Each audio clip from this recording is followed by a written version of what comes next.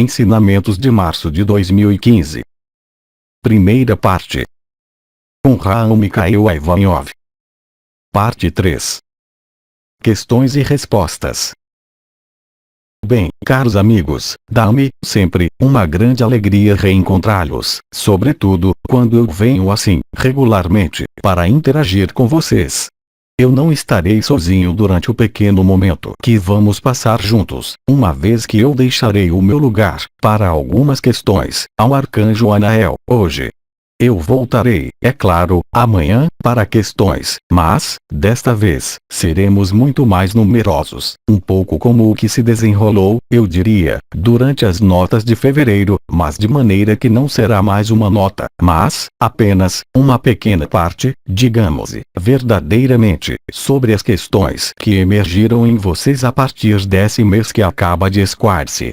Então, primeiramente, eu lhes apresento todas as minhas bênçãos, vamos instalar-nos no Espírito do Sol e sob a graça e a luz do Espírito do Sol, antes de escutar a primeira questão. Silêncio.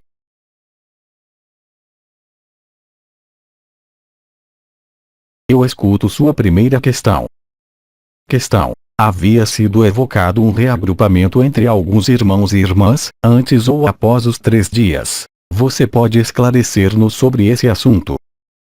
Então, é claro, nós havíamos falado, já há muito tempo, parece-me, no período das núpcias celestes, de lugares específicos presentes na superfície dessa terra que são, eu diria, estruturas megalíticas criadas pelos Nepilim que permitem, eu lembro, guiar a luz quando há um alinhamento com o centro galáctico, ou seja, quando a revolução zodiacal tenha feito um ciclo completo, um meio ciclo de 26 mil anos ou de 52 mil anos.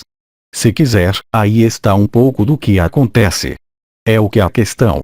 Naquele momento, nós havíamos falado de lugares nos quais a luz penetrava de maneira privilegiada e eu diria, nesses lugares que serão aportados ou levados, de diferentes modos, os seres que devem receber algumas coisas, eu diria, durante as tribulações da Terra, para permitir-lhes uma autonomia, uma maturidade total no corpo de existência ou do absoluto, para favorecer, eu diria, seu voo, quer seja com um corpo físico ou um corpo em silício de 5ª dimensão ou corpo de existência, sem qualquer outro corpo de dimensão intermediária, ou seja, a dimensão crística, se prefere, na totalidade. É claro, você vive certo número de processos que nós havíamos chamado de experiências, à época, há vários anos, de comunhão, de fusão, de dissolução, de viagens da existência, de reencontro místico entre as chamas gêmeas, as almas irmãs ou reconexões de irmãos e irmãs que vêm de linhagens de alma ou de origens estelares específicas que se reagrupam por afinidade. E, como você pôde constatar, durante esses alguns anos, há afinidades que mudaram, que não são tanto ligadas a mudanças de humor, mas, bem mais, a revelação das linhagens que criam, eu diria, algumas formas não de resistência em você, mas de afinidades, por vezes, diferentes, e que dão pequenas reuniões, eu diria, de irmãos e de irmãs, em diferentes lugares da Terra, para afinar e estabilizar, eu diria, de algum modo, o trabalho não de sua alma, se ela dissolveu-se ou nem mesmo do espírito, o espírito não tem que trabalhar, mas, simplesmente, para reencontrar, eu diria, a comunidade vibratória de uma linhagem estelar específica ou, ainda, de uma origem estelar específica. Quem se assemelha reúne-se, não é? Independentemente, mesmo, de qualquer noção ligada a essa terra ou ligada à noção de mônada, não é? Então, é claro, há, já, pequenas reuniões, pequenos reagrupamentos que se fizeram. Agora, há 2 verdadeiros reagrupamentos que são os reagrupamentos que sobrevêm, imediatamente, no decurso, pouco antes ou logo depois ou durante este período, antes ou após alguns dias, de irmãos e de irmãs que se reencontram sem, necessariamente, tê-lo desejado, em alguns lugares, para viver em um período que é chamado de os 3 dias ou, se prefere, a passagem completa da sombra à luz. Bem. Então, isso não é você que decide. Em contrapartida, para os reagrupamentos em lugares de reagrupamento, ou seja, no que havia sido nomeado de círculos de fogo dos anciões, eu lembro de que há 7 deles na Terra, dos quais 6 estão plenamente operacionais, uma vez que os maus rapazes conseguiram, após o anúncio desses 7 lugares, localizar um deles e romper seu equilíbrio natural, fraturando o piso terrestre, aí onde havia vazamentos de petróleo há alguns anos, não muito longe do México. Restam, então, 6, que são amplamente suficientes e que correspondem a finalidades diferentes. É claro, a liberdade, é claro, a liberação, mas, eu diria, aspirações específicas, segundo o conteúdo dos espíritos presentes. Haverá, é claro, nós, que estaremos com vocês. Haverá, é claro, vocês, com ou sem seu corpo, que estarão ali durante um período específico. Esse reagrupamento não são vocês que o controlam no estado atual em que vocês estão. Não são vocês que decidem ir a esses lugares, esperando escapar não sei do que. Isso seria estúpido. Eu os lembro das palavras de Cristo: aqueles que quiserem salvar sua vida, vão perdê-la. Portanto, você não tem que antecipar esses grandes reagrupamentos, de maneira alguma, que não dependem de sua inteligência nem de sua organização, mas que dependem, verdadeiramente, de circunstâncias da passagem. Portanto, isso não pode ser definido agora. Isso está bem claro. Mas, paralelamente a isso, há o que se poderia chamar de pequenos reagrupamentos, que são de sua responsabilidade e que, por vezes, efetivamente, parecem aproximá-los e mudar de lugar. Mas, nisso, é preciso seguir, eu diria, as linhas de menor resistência. É preciso que o chamado não seja uma convicção pessoal ou um desejo de reencontrar-se com tal ou tal pessoa. Mas as circunstâncias da vida fazem com que isso se realize, independentemente de seus desejos ou de suas vontades próprias. Caso contrário, haverá, necessariamente, erros, e que podem ser prejudiciais ou, em todo caso, eu diria, não para sua evolução, não para sua eternidade, mas para as circunstâncias, eu diria, que vocês vivem atualmente e que precedem os 3 dias, não é?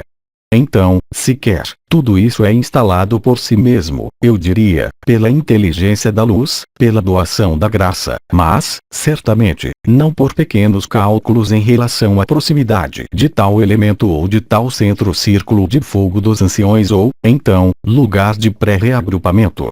O que eu posso, simplesmente, dizer, é que esses lugares de pré-reagrupamento são ligados a vórtices de partículas adamantinas que se depositam em alguns lugares, nos quais se encontram os seres elementares de que havíamos falado há alguns anos, a propósito dos elementais da natureza. Sabendo que os elementos da natureza têm um papel de estabilização da ancoragem da luz, não nos círculos de fogo, mas pela vibração desses seres que vivem nesses lugares, particularmente, os elfos, particularmente, os seres que vivem na água, os silfos, os seres de fogo, também, as salamandras etc, etc, em especial esses 3 reinos elementares, mas, também, o 4º reino, ligado à terra, ou seja, os gnomos, se prefere, os espíritos da Terra, são independentes de vocês. Eles evoluem em tramas dimensionais e temporais que são diferentes, mesmo se estejam inscritos no mesmo planeta. São seres que conseguiram manter ilhas de sobrevivência, eu diria, nesta Terra, e que vivem em total liberdade. São ilhas de liberdade, eu diria, às quais vocês não têm acesso, até agora, mas cujo acesso vai tornar-se possível, através de alguns vórtices que vão aparecer, repletos e aureolados de luz branca nos quais vivem cidades de elfos, por exemplo, de silfos, de salamandras e, por vezes, de gnomos. Isso está no ambiente imediato desses vórtices reativados pela própria presença de seres elementares. Vão encontrar-se pessoas que vão reunir-se, sem o querer, por vezes, e sem mesmo saber que há esses vórtices, mesmo se eles se tornem visíveis. Eles não são visíveis, é claro, todos os dias. Isso depende do tempo cósmico, das irradiações, mas nós dissemos que o mês de abril ia ver o aparecimento de alguns tipos de irradiações em quantidade, eu diria, não habitual e, portanto, há mais chance, imediatamente após a Páscoa, de observar, de maneira fortuita, haverá, talvez, a surpresa de constatar que aí onde você está ou aonde você vai, ou onde você se encontra naquele momento, um vórtice visível.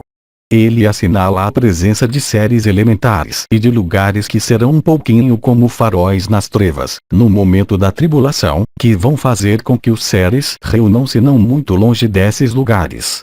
São lugares de pré-reagrupamento, nos quais poderão produzir-se transportes. Vou usar esse termo, porque é um transporte um pouco específico que pode fazer-se diretamente, com sua embarcação de luz, sua Merkaba, diretamente, através da intervenção dos Vegalianos ou, eventualmente, dos Pleiadianos ou dos Arcturianos, que intervirão de maneira mais fácil ao redor desses vórtices, para recuperar o que deve ser recuperado e, tanto mais, que as embarcações de sucata dos Dracos não poderão aproximar-se desses lugares. Mas tudo é organizado pela luz, nada decidam agora. Tudo que se decide não deve ser colorido pela história de sua pessoa, mas deve ser impulsionado, diretamente, pela luz e pela evidência da instalação do que se produz durante este período. As sincronias estabelecem-se por si mesmas, sem que você ali coloque, eu diria, sua colher intrometa-se. Aí estão as precisões, um pouco complementares, em relação ao que havia sido dito, sobretudo, a partir de 2010. Escutemos a questão seguinte, para saber se sou eu que permaneço. Questão. Eu vivo, por momentos, uma hipersensibilidade, por vezes, dolorosa, aos ruídos ambientes e às vozes. A que isso corresponde?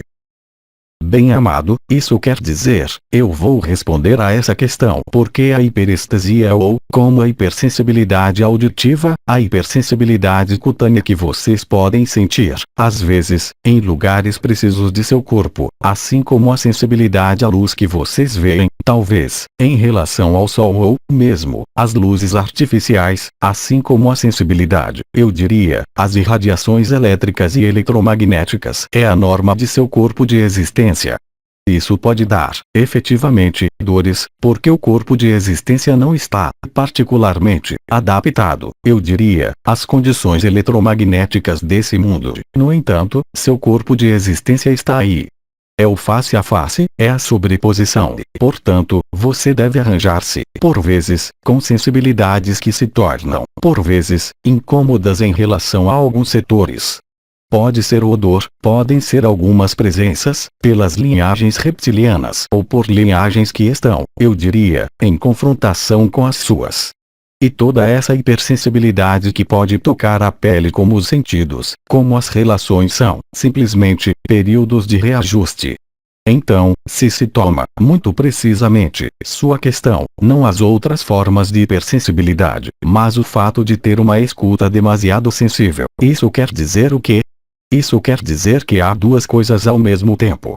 A primeira, é que está se desenvolvendo, em você, uma escuta espiritual que não se situa em relação aos seus irmãos e suas irmãs, mas, verdadeiramente, em relação à escuta do que o céu tem a dizer para você. E, portanto, uma preparação, para você, ao apelo de Maria.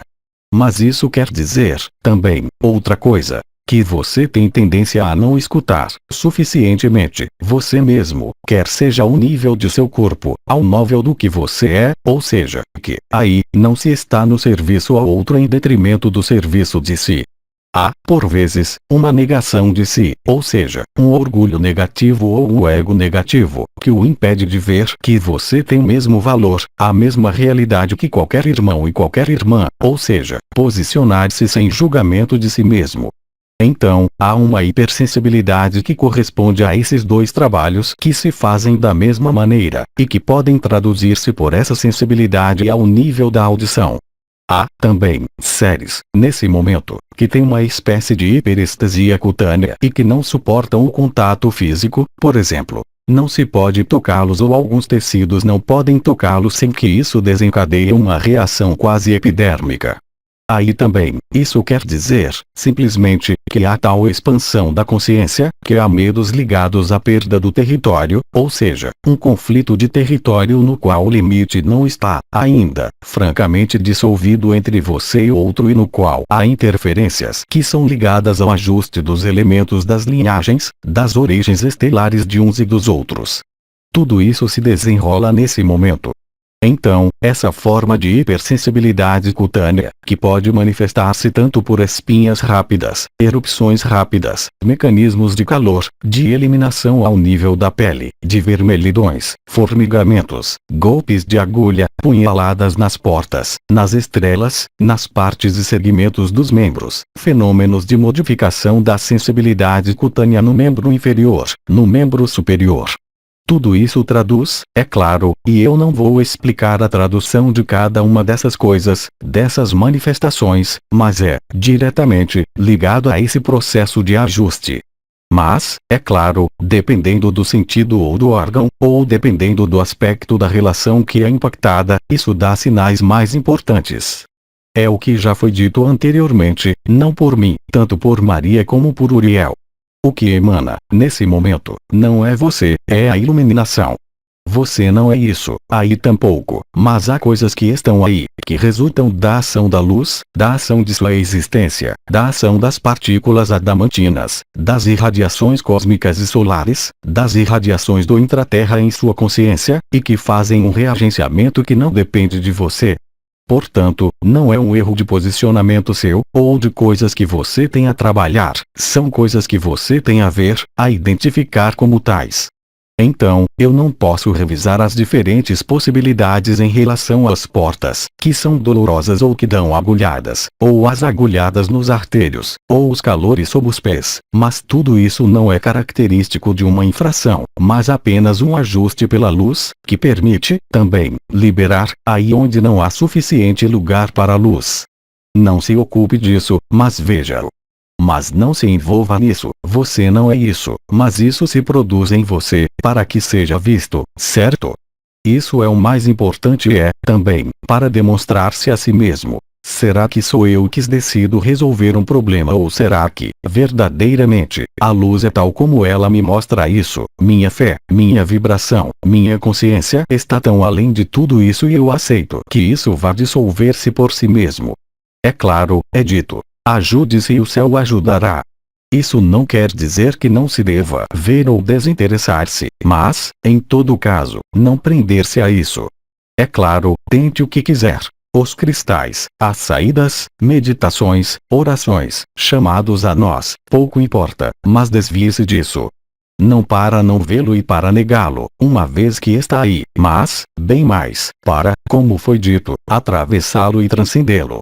Mas, se você se identifica, de qualquer maneira que seja, nessa circunstância, ao fato de acreditar, ainda, ser essa história, bem, quer seja a hipersensibilidade dos ouvidos, quer seja a hipersensibilidade cutânea ou, mesmo, das ideias escuras, que podem ir até intenções de suprimir-se, por exemplo, são apenas a resultante do fato que você adere, ainda, de algum modo, à sua própria história. A superação de si não pode ser feita pelo si, ela se faz pelo abandono do si. Você não pode mais fazer como nos anos anteriores. Manter o si e manter a história ou a lenda pessoal. É um ou outro, é uma cadeira ou a outra, mas deve, verdadeiramente, decidir-se. Para isso, você vai ver cada vez mais claramente. Quer seja por sintomas de portas, quer seja humor, quer seja o que foi dito em relação à voz ou em relação a uma sensibilidade cutânea, você nada é de tudo isso. Portanto, se você dá corpo, por isso, ao que o incomoda, isso significa, simplesmente, que a luz ainda não trabalhou o suficiente para liberá-lo de sua pessoa. Mas não é você que se libera, você é liberado devido a ser uma pessoa. Não é, verdadeiramente, a mesma coisa. Como diria Bedin, sussurrando em seus ouvidos, esqueça-se de si mesmo. Não é, no entanto, complicado. Portanto, enquanto você está na observação de si mesmo, mesmo para um melhor estar, eu poderia dizer, por exemplo, Preste atenção a como você se veste, preste atenção a como você come, preste atenção aos seus pensamentos. Mas, a um dado momento, você deve, talvez, um dia, soltar tudo isso, não? Porque, se você acredita que, porque está em boa saúde e vibra alto, a passagem será mais fácil, isso não é verdade. Tudo depende do que resta, nesse momento. Olhe sua vida, olhe o que se vive. Será que você é o que se vive, unicamente? Você é mais isso ou você é, verdadeiramente, a graça e a luz que você é? E, se lhe parece ali haver uma distorção sensorial do humor, uma depressão, mesmo, ou um esgotamento, isso quer dizer o quê? Que você não aceitou, suficientemente, a história, para não mais ser a história. O que quer dizer que, em sua história, na qual você ainda está inscrito, há elementos não resolvidos. O erro seria querer passar na força, ou seja, compreender, ter a explicação, encontrar um fio diretor, mas isso é o ego que lhe diz, porque se a alma está em dissolução e se você é, verdadeiramente, puro espírito, mas por que será que isso interfere em sua consciência? Qualquer que seja a dor, qualquer que seja o problema, é apenas para atravessar e nada mais. E, enquanto você procurar e continuar a procurar, conquanto há algum tempo fosse válido, hoje você vai se aperceber de que isso vai agravar-se. E isso lhe mostrará que você tem, ainda, por um lado ou outro, no sentido de ser uma identidade, portanto, estar confinado e compartimentado, e, portanto, talvez, o medo da liberdade e da morte que, no entanto, você reivindica. Mas você não a reivindica a partir do bom lugar. Você está pronto para desaparecer ou não? Quando você desaparece não há mais dor, quando você desaparece você não ouve mais quando eu falo, isso quer dizer o quê? Isso quer dizer que você está liberado, mesmo de nós, é maravilhoso, não é? E, é claro, se você sente o espírito do sol, se você sente as diferenças vibrais ou de consciência que se produzem ao ler-nos, ao escutar-nos, depois de pouco tempo você percebe, de fato, são apenas suas próprias capacidades, suas, para ver-nos no interior de si. Se você nos vê no interior de si, o que é que acontece? A pessoa não está mais aí, você está no coração do coração, na morada de paz suprema. E tudo o que o incomodava, 5 minutos antes, não existe mais. E se você está estabelecido aí, quando você volta, constatará que o problema que o alterava não o altera mais, mesmo se ele esteja ali. Você não rejeitou o sofrimento, não rejeitou a história, mas transcendeu-a. Portanto, é um problema de posição. Se a posição que você adapta, ou que você adota ou que você manifesta traduz-se por inconvenientes, quaisquer que sejam, é que você está, ainda, sujeito à sua pequena pessoa, de uma maneira ou de outra, simplesmente, por medo. Então, nada a trabalhar aí, ocupe-se da luz. Procure o reino dos céus que está dentro de si e não nas manifestações, mesmo vibrais, que foram testemunhas de sua liberação que é adquirida, você sabe, já há muito tempo. Simplesmente, a trama linear do tempo, mesmo se começa a ter, eu diria, irregularidades, você sabe, são as hipersincronias que vão manifestar-se em sua vida, de modo recorrente. Você vê um rouxinol, sempre à mesma hora, quando olha a hora é sempre o mesmo número, cravado. Tudo isso são os bugs da matriz. É a matriz falsificada que deixa o lugar para a matriz crística. Isso se traduz por anomalias temporais, especiais e anomalias de sincronia que se traduzem por uma hipersincronia iterativa, ou seja, que se reproduz o tempo todo. Você vive tudo isso. Se você vive isso, não se ocupe do que lhe faz mal, porque o que lhe faz mal não é você. E você não tem, no que você é, qualquer possibilidade de liberar esses elementos. E todo o erro seria crer que é preciso mergulhar na história de maneira profunda. Você sabe, a maior parte de vocês, porque resta tal manifestação, mesmo se você não queira admitir. Com um pouco mais de clareza e precisão, como será o caso nos dias que vêm, depois do impulso posterior anterior de Uriel, todas as passagens são possíveis ao nível, antes das grandes passagens, você tem a possibilidade, em si, de ter todas as passagens possíveis. Ao nível do sofrimento, ao nível do som que perturba, ao nível do humor negro. Há um ponto de passagem.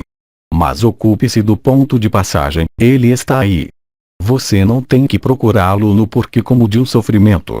É apenas o ajuste à luz. Então, quer se chame confrontação, eliminação, e, além disso, ligado ao chakra da garganta, nesse momento, que é ligado, de qualquer forma, à noção de choque. Por que a garganta? Porque, quando você perde algo, há um luto a fazer nesse mundo, e esse luto toca, sempre, essa região. E o luto evoca a perda e o desaparecimento, portanto, o que é uma privação, de algum modo, para a pessoa. E as manifestações cutâneas, as manifestações nas portas, as manifestações nos órgãos profundos, as manifestações nas estrelas são apenas a tradução disso. E se é ao nível do humor é a mesma coisa. É claro, isso faz o quê? Por momentos, isso se torna tão invasivo que pode dar-lhe um sentimento transitório de exasperação ou, mesmo, de ficar obcecado por esse processo. Não dê curso a isso, veja-o. E se está obcecado, você vai acabar, necessariamente, pelo ver em toda a clareza e em toda a precisão e, depois, concebe, aceita e vive que você nada é de tudo isso. É a oportunidade única de sair de sua história pessoal para entrar em sua história eterna. Quando a história eterna torna-se cada vez mais presente nesse mundo, os mecanismos, também, de hipersincronia tornam-se seu lote corrente, ou seja, a inteligência da luz vai manifestar-se cada vez mais por sinais, por símbolos, por sonhos, por comunhões físicas ou mesmo sexuais, ou mesmo, unicamente, ao nível do espírito, cada vez mais intensos e cada vez mais verdadeiros. Isso dá a você, efetivamente, o sentimento de ser, por vezes, não pairando, é claro, uma vez que é preciso estar aí, mas estar aí encarnado, mas não mais, de modo algum, na mesma história. O que pode representar um pequeno problema. Aí também, é a sobreposição do eterno e do efêmero. Também, atenção nesse nível, para o que eu chamaria a culpa, porque a culpa é, verdadeiramente, um peso morto, mas a culpa é lógica no plano psicológico, porque você tem, de um lado, a eternidade, a qual você já provou, por experiência ou por etapas mais ou menos permanentes e, do outro lado, você vê, cada vez mais claramente, onde está o problema em seu histórico, e os dois podem ser paralelos. São paralelos e, às vezes, você está nessa eternidade, às vezes, você está nesse efêmero com aspectos, tanto para você como para aqueles que estão ao seu redor, com os quais você vive, que você reencontra, vai dar-lhe uma acuidade. É como, se quiser, houvesse uma caricatura. E tudo isso será visto, talvez, mais facilmente, no exterior de si, porque vocês são imagens espelho uns dos outros. O outro é você, e isso vai ajudá-lo, mesmo se seja doloroso, porque, às vezes, você se apercebe de que há, certamente, uma pequena distância entre as experiências e o estabelecimento da vivência. Mas não culpe. Se você nada vive, não culpe, tampouco. Mas observe os momentos nos quais você é uma pessoa e os momentos nos quais você é liberado da própria pessoa, porque, se você é liberado da pessoa, tudo se faz com graça e fluidez, de maneira suave, quer isso concirna a uma ação no mundo.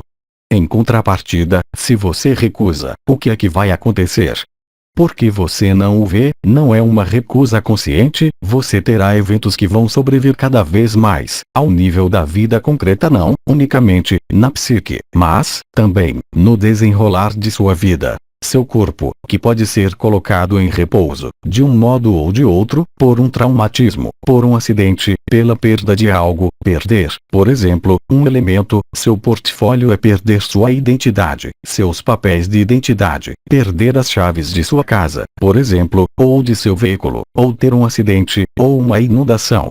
Tudo isso é significativo, porque nós não estamos mais, simplesmente, vocês não estão mais, simplesmente, e nós, com vocês, em um simbolismo distante ou em uma lei de atração, mas vocês estão na revelação do Espírito, isso se vê, e, talvez, para aqueles que são, ainda, considerados como exteriores a você e que você vê viver, como algo que se vê como o nariz no meio da cara, por vezes, também, por si mesmo, mas é mais fácil para o outro, é claro. E, naquele momento, para você, isso aparece como ridículo e tão visível que você não compreende porque o outro não o vê, e ele pensa exatamente a mesma coisa de você, geralmente. Portanto, você vê, são coisas que se iluminam, mesmo se seja doloroso, mas, enquanto você crê que é, ainda, essa pessoa, haverá eventos, durante este período, cada vez mais fortes, não uma punição, mas, simplesmente, a luz faz o trabalho dela. E você nada pode ali, estritamente nada, simplesmente. Não é você que decide. É por isso que nós temos insistido, há muito tempo, sobre a vontade de bem, ou seja, alguém, um irmão ou uma irmã que se inscreve, mesmo através de um coração puro, em uma vontade de chegar, de algum modo, uma vontade de manifestar esse bem, porque tem medo do mal, e essa pessoa será confrontada ao mal, cada vez mais. E ela vai chamar a isso de entidades, um feitiço, ela vai chamar a isso É claro, o mal é sempre o outro, jamais é si mesmo, para essas pessoas. Elas estão em tal orgulho espiritual que não vê isso. Mas não é grave, elas o verão, não pode ser de outro modo. E vê-lo é não mais ser essa pessoa, é desaparecer. E tudo é feito para que você desapareça, mesmo se seja preciso. Para isso, não nós, é claro, mas a luz, a sua, nada há de exterior a você, mesmo se, para isso, sua luz deva ir até desencadear algo que possa aparecer como muito grave. Mas porque, para a luz eterna que você é, não há grave ou não grave. O objetivo é instalar-se, totalmente, aí, e tudo. Aí está o que eu posso responder em relação a essa questão. Questão. Na terapia, criar ferramentas de luz imateriais é apropriar-se da luz? Não, é, simplesmente, uma projeção da consciência e, portanto, uma manifestação. Alguns de vocês são, desde sempre, ou nesse momento, porque é sua resolução desse ciclo, são terapeutas ou estão em uma relação de ajuda. Mas você pode empregar o que quiser. Uma hóstia, uma vela, uma criação de luz, uma mão, palavras. Isso não deve ser julgado, nem para ser melhor do que outra coisa. Simplesmente, isso lhe mostra que, em sua presença aqui, nesta terra, você está nesses mecanismos que se chama, como se quer, de criação de luz, mas que é, entretanto, projeção, não ilusória, mas uma projeção real. E todo mecanismo de projeção real pode ajudá-lo a ser canal de luz, em alguns casos, também, a desaparecer da pessoa e a ser o que você é, realmente, mas o objetivo está aí. É colocar o outro à frente, mas na condição de não esquecer-se de si mesmo ao nível de sua eternidade, mas, efetivamente, esquecer-se ao nível de sua história, sem nada rejeitar, sem nada recusar. Aí está o que eu posso dizer. Questão. Porque uma tripla realidade, Cristo, Miguel, o Espírito do Sol? Porque tripla, unicamente, faltam alguns aí. Repita. Porque uma tripla realidade, Cristo, Miguel, o Espírito do Sol? Por uma razão que é muito simples. A criação parte do zero ou do absoluto, se quer, o que está além da luz na qual se apoia toda a criação. Então, para Brahman, a Insopar, absoluto, tudo o que você quiser, os termos, é uma coisa, mas enquanto isso não é vivido, para nada serve imaginá-lo ou projetá-lo, certo? Há um primeiro ponto, em seguida, a fonte, que se cria por si mesma, no espelho. A primeira polaridade, não bem/mal, mas imagem no espelho, a alternância yin-yang, obscuridade/luz, certo? Isso dá um fruto que é um terceiro termo. Portanto, há uma trindade, como há uma nova Eucaristia que é encarnada por 3 pontos precisos de seu peito e 3 funções espirituais. É o 3 em 1, que é o operador, ao mesmo tempo, da criação, mas, também, o agente da transformação de uma dimensão em outra. Papel que é atribuído não aos administradores como os dragões, mas, bem mais, às formas arquetípicas da civilização dita dos triângulos ou, se prefere, os querubins, os Ayot HaKodesh, os 4 vivos, as 4 chamas, chame como quiser, mas isso descreve a mesma realidade, de acordo com o ponto de vista ou o ângulo de visão, se prefere. Então, a questão era o quê? Porque uma tripla realidade. Porque tudo está na base dessa triunidade. Não é uma tripla realidade. Pode ser um quádruplo, mas há uma vibração sem forma que é oriunda, e eu sei que é, talvez, difícil, e, certamente, muito difícil a compreender, mas, também, especial a viver. Antes, mesmo, do eu sou, na fonte da consciência encontra-se o Parabrahman, o absoluto, aí, onde não existe qualquer dualidade e qualquer manifestação de consciência, qualquer que seja. O primeiro jogo da consciência, a primeira criação, é ligada ao que foi nomeado. No princípio era o verbo, é o verbo criador, concorda. Além do verbo há a triunidade, que é a primeira forma a aparecer, certo?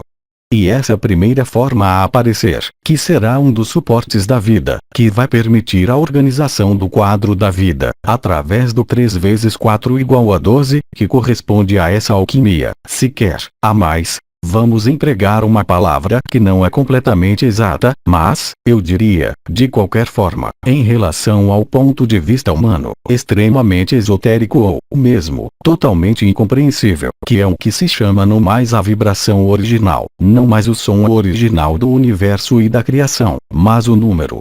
Porque o número é inscrito e decorre, diretamente, da primeira sequência de números, de 0 a 9.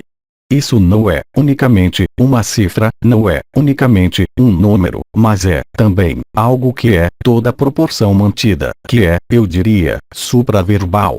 Do mesmo modo que há o mental e o supramental, há o verbo e o supraverbal, um pouco e um super, se quiser, calculador que não tem forma nem tempo nem espaço, mas que é o arquétipo do número, que não se pronuncia, que não se vê.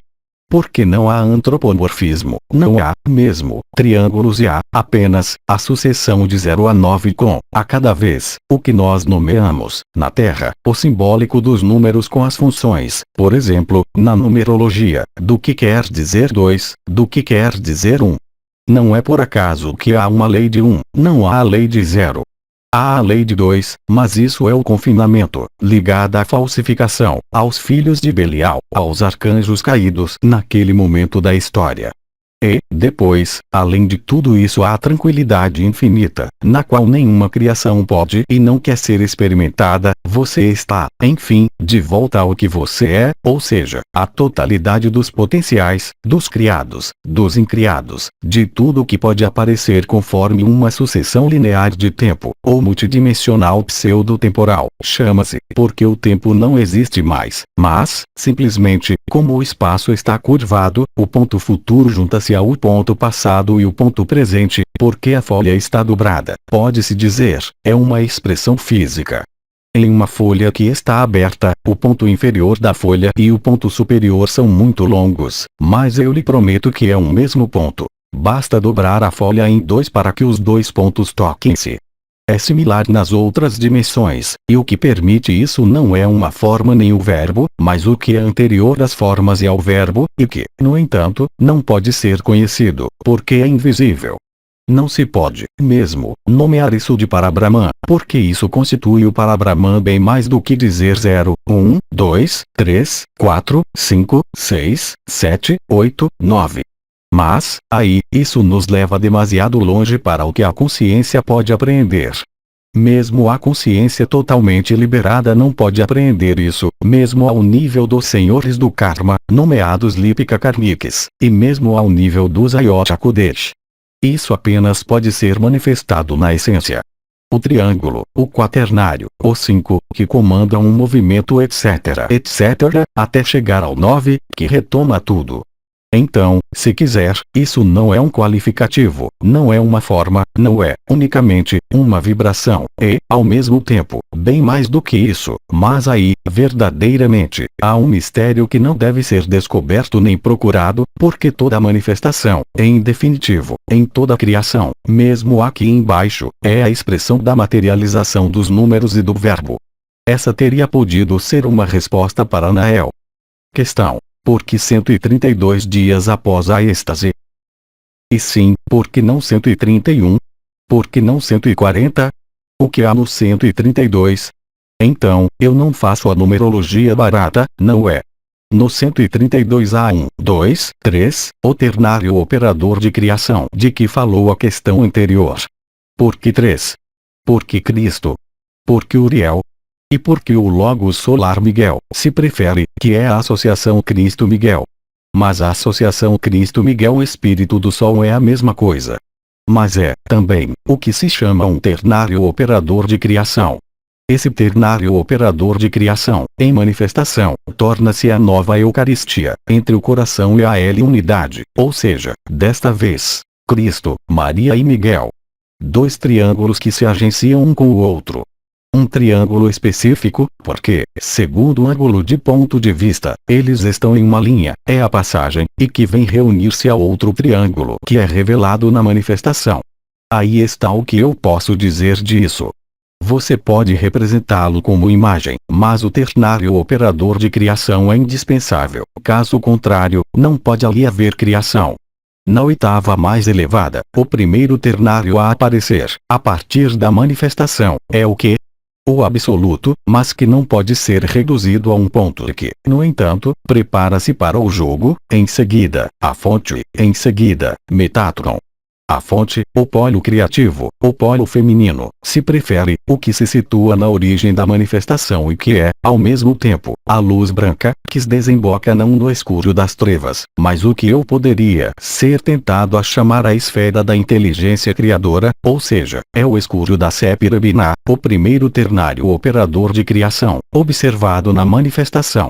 Se eu tomo o esoterismo da árvore do Sepirot, é Keter, Chokmah e Binah. O que é? Keter é a coroa. Chokmah é o que? É a Via Láctea, é a luz branca. E, do outro lado, que está, como por acaso, em ressonância com o que nós nomeamos, com vocês, de um lado, as estrelas atração/precisão, eu não sei mais na ordem, hein? Mas você tem duas estrelas que são sentidas de um lado e do outro, não mais em triângulo, mas em uma forma linear, e essa disposição, onde quer que você olhe, você a encontra. Nos pés, havia três componentes da onda de vida.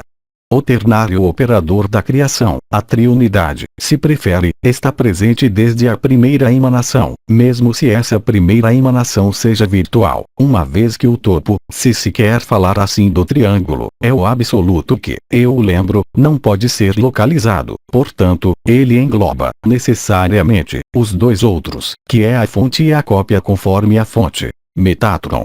Na polaridade feminina, a fonte, na polaridade masculina, Metatron, que passa pelo ponto que riste, pelo impulso metatrônico, pela revelação do eixo vertical Ojerim Israel e, também, depois, em seu desenvolvimento, você o viveu, pela lemniscata sagrada. Primeiro, no sentido vertical, mas, também, no sentido horizontal. Com um lugar de passagem que se encontra na garganta, que é o lugar do mistério. É aí que há os Sepirot invisíveis, a Sépira invisível da At, a porta do insondável e do incognoscível. É essa passagem que você está fazendo. Você passou a garganta em 3 reprises, ao nível coletivo. Primeira passagem, Arcanjo Uriel, em 2010. Segunda passagem, quando de momentos de tribulações espirituais do ano 2014, que os levaram a posicionar-se em relação às suas crenças e em relação à sua liberdade. E terceira passagem, a partir de 15 de fevereiro. E, se você olha, tudo passa por 3. Não que se goste de esoterismo luciferiano, e, simplesmente, a realidade concreta e objetiva dos desdobramentos das manifestações em todas as consciências e em todos os mundos. Então, paramos aí porque, depois, isso vai fazer trabalhar as bicicletas, em relação a essa questão. Mas você o vive, em todos os níveis. Questão: qual é a relação entre o medo e o elemento terra? Não há elemento medo, há uma emoção medo. Eu creio que é alguém que se incomodou com palavra, aí. Eu jamais falei do elemento medo. Não, qual é a relação entre o medo e o elemento terra? É simples, e, simplesmente, a orientação do movimento da energia. A Terra é o que é pesado, o que é denso, o que pesa, o que é material, o que é concreto. O que é uma barreira, não é uma separação. Mas, também, uma oportunidade, nos mundos livres, de ver, na matéria, o que ela chama o espírito da criação.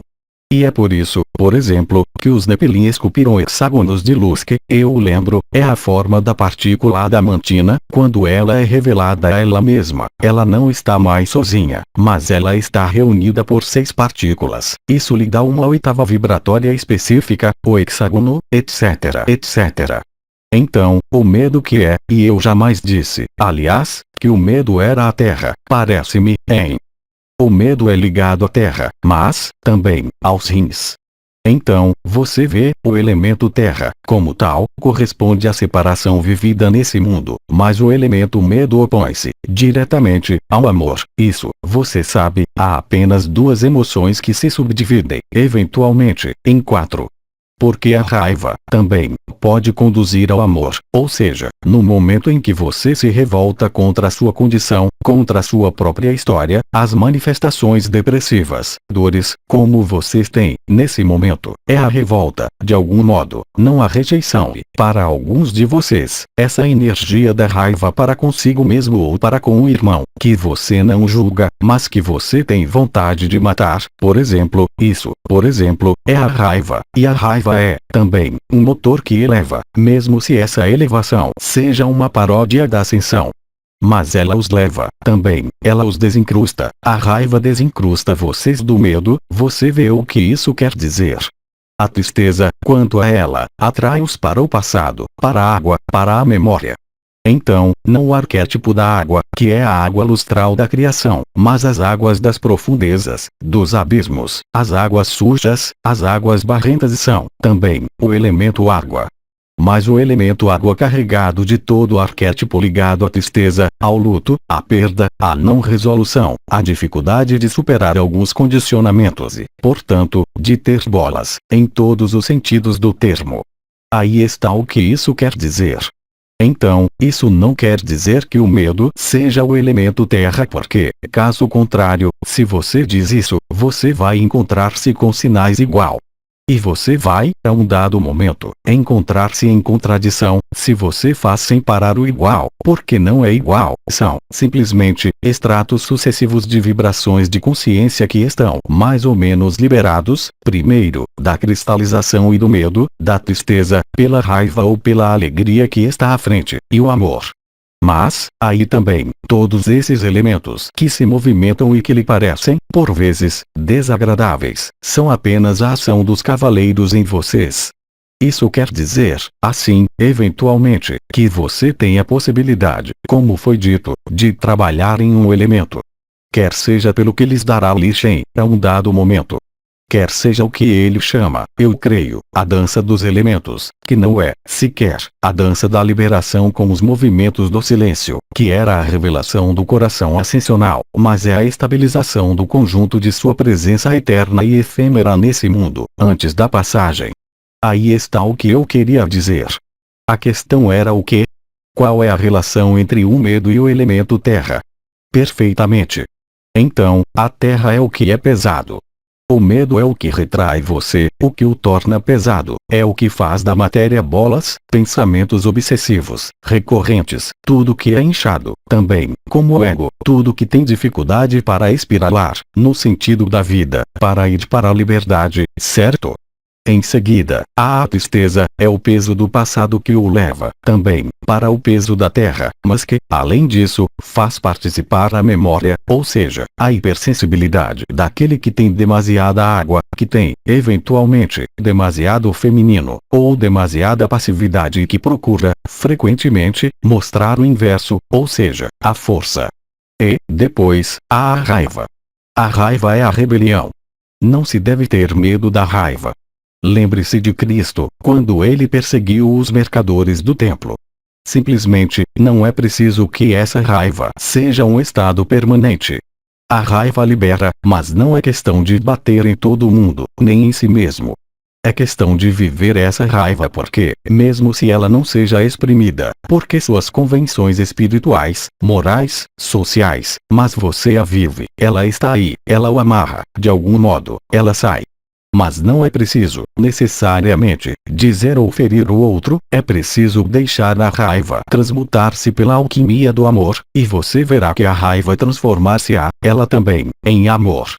Portanto, o amor faz subir, mas de maneira ilusória, para escapar do medo e da atração da terra. Mas, em definitivo, uma vez que houve experiências ou vivências do si, através de uma das coroas, através da onda de vida, para aqueles que não são liberados vivos, haverá a possibilidade de aperfeiçoar um pouco tudo isso e deixar as coisas fazerem-se, se posso dizer.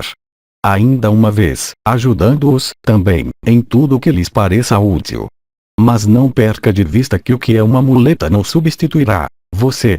É uma muleta para ajudá-lo a aliviar, se posso dizer, mas é tudo. É sua consciência, ela sozinha, em relação à inteligência da luz. Portanto, ou sua consciência aquece, inteiramente, a inteligência da luz, onda de vida, ou não onda de vida, vibrações ou não vibrações, que faz com que você penetre nos reinos da eternidade com mais ou menos facilidade. Questão: é necessário, nessa dimensão, passar, todos, pela crucificação, para ser liberado? A crucificação não deve ser entendida como o fato de ser pregado em uma cruz. A crucificação é o sacrifício do si e o sacrifício de si, que corresponde ao sacro e ao coroamento. Enquanto você não é sacrificado, simbolicamente, energeticamente, ou seja, enquanto a alma não é dissolvida, você constata que resta, em você, atrações de manifestação, mesmo se elas sejam harmoniosas e luminosas. Há uma grande diferença em relação àquele que tenha vivido sua crucificação e, portanto, sua ressurreição. Ele não é mais impactado por qualquer emoção, qualquer situação, qualquer pessoa que seja, mesmo se ele possa deixar livre curso, por exemplo, a raiva ou a afirmação, ou há momentos de desânimo, mas ele sabe, pertinentemente, que ele não é isso. Ele joga um jogo, mas ele não imagina, ele está, realmente, nesse jogo. É isso a liberdade. É não estar iludido, não estar preso e retido por uma história ou por uma circunstância, abordar tudo com a mesma equanimidade, não porque seja um esforço, porque é muito mais fácil, sobretudo. Se você resiste, independentemente do que você é, mesmo na eternidade, se você resiste se resiste, ainda, a resistência esquenta e, portanto, dará manifestações cada vez mais súbitas, cada vez mais violentas, até o momento em que você mesmo rirá, porque terá compreendido e, sobretudo, vivido isso. Mas eu concebo que, para aquele que está na pessoa, isso possa ser terrível, e eu responderei a esses seres com todo o meu amor. É que não são cabeças de caboche, é pior do que cabeças de caboche. Como ter vivido o si, estar, realmente, no amor, porque é seu comportamento, quando você está bem, de repente, cair em coisas que não lhe concerne. E, justamente, para mostrar-lhe, ainda, como se desenrola esse ajuste. E para demonstrar-lhe, a si mesmo, e à luz, quem você é. Lembre-se. Não há qualquer solução, doravante, na pessoa, sobretudo, para você que viveu, que nos seguiu, escutou e que vive a energia e a vibração e os estados de consciência, de um modo ou de outro. Ainda temos tempo. Bom, Anael virá amanhã, hein? Então, uma questão rápida, vamos tentar. E uma resposta rápida, também. Questão: durante os alinhamentos e, sobretudo, durante os 3 dias, fora a respiração, como acalmar o mental, quando não se parte, completamente, na êxtase? Durante os 3 dias, isso será impossível, se ele ainda está aí. Ele fará tudo para opor-se à êxtase. É evidente, o mental é o que cria um mito de imortalidade, através de suas projeções, mesmo na criação, mesmo no que vocês constroem, uma obra artística, uma profissão, uma história. Portanto, é totalmente ilusório crer que o mental vá desaparecer durante a êxtase. Ao final da êxtase, sim. Mas esses 3 dias antes, um pouco menos, portanto, nesses 3 dias e 3 noites você tem o estabelecimento, a passagem, a luz, mas, se naquele momento, o mental está aí, eu diria que sua escolha vibral não é aquela que você pensava, simplesmente. Então, o mental apaga-se agora, durante este período. Mas atenção, seu mental é útil para viver, também, o efêmero. Isso quer dizer o quê? Você não pode fazer desaparecer o mental pelo mental, é impossível. Por sua vontade, é impossível. Pela meditação, mas é muito longo. Olhe quantas vidas meditaram alguns monges tibetanos para encontrar essa vacuidade. Mesmo se a luz está em abundância, de maneira coletiva sobre a Terra, hoje, seu mental, você não pode fazê-lo calar pelo mental, sobretudo agora.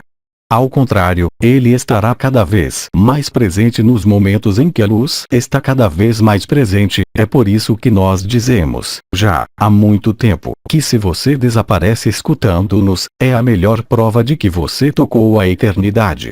Agora, você pode desaparecer sozinho, mas não desapareça quando você dirige ou quando trabalha, exceto se a luz chama você, e isso você já sabe, eu já disse. Mas se você tem seu mental que faz macaquice enquanto você me escuta ou enquanto há silêncios, naquele momento, observe o macaco. Quando você diz seu mental, é quando você está, ainda, identificado a um mental, não, unicamente, à história, às suas reflexões, às suas cogitações, ao fato de pensar é bem barra não é bem, é mal barra não é mal.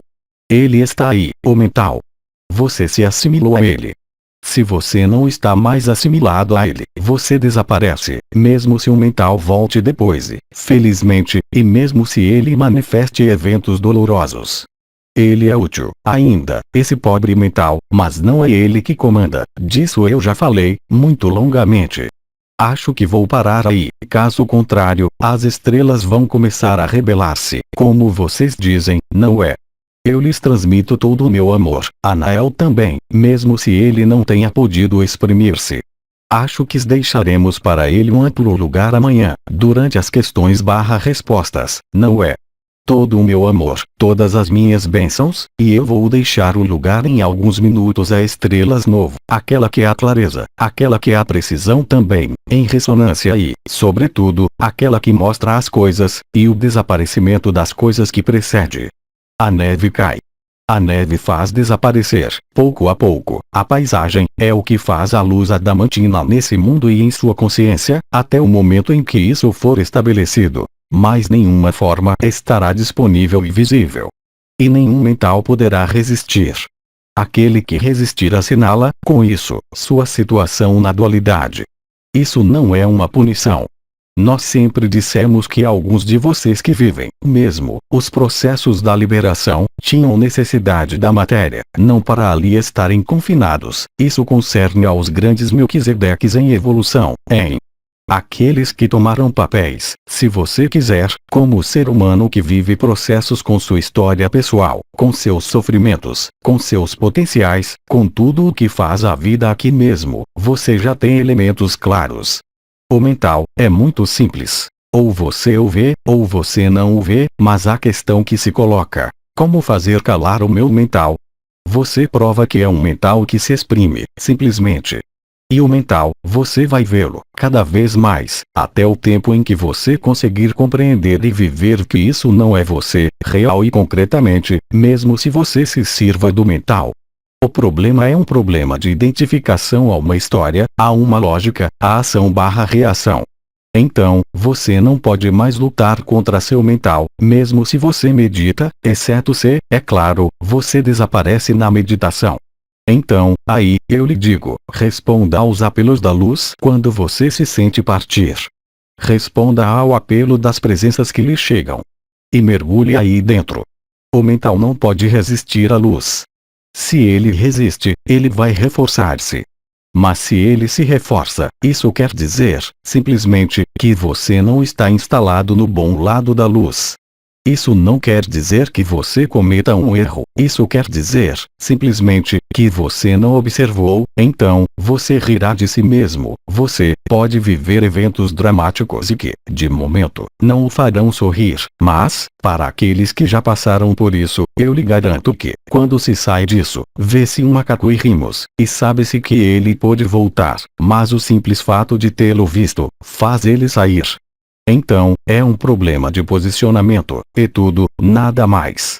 Mas você não o vê, e, para vê-lo, não basta dizer que o mental é uma ilusão ou que esse mundo é uma ilusão ou que eu estou na unidade. É preciso, real e concretamente, compreender que você nada é do que lhe diz o mental, mesmo se ele diga coisas corretas e perfeitamente sensatas em relação às leis desse mundo. A eternidade não tem mental algum. O corpo de existência, quando seu cérebro desaparece, para aqueles que, por exemplo, já viajaram no corpo de existência em outros lugares que não aqui mesmo, nesta Terra, no Sol, pelas portas do Sol, vocês sabem, muito bem, que não pode ali haver mental.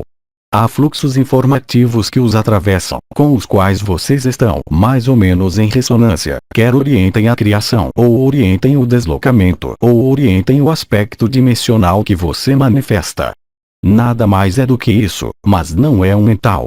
O problema é que o mental quererá, sempre, apropriar-se do que nós lhe dizemos, mas, também, do que você vive, nesse ajuste entre o eterno e o efêmero. A crisálida, a êxtase, a passagem não tem meio algum de voltar. A única saída da crisálida é a borboleta. Não há outras.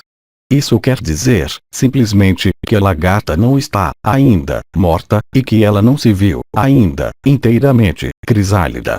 E, como ela ainda não viveu a borboleta, para aqueles que não são liberados vivos, bem, ela crê, ainda, que há uma lagarta que está ali, porque a história ainda está ali.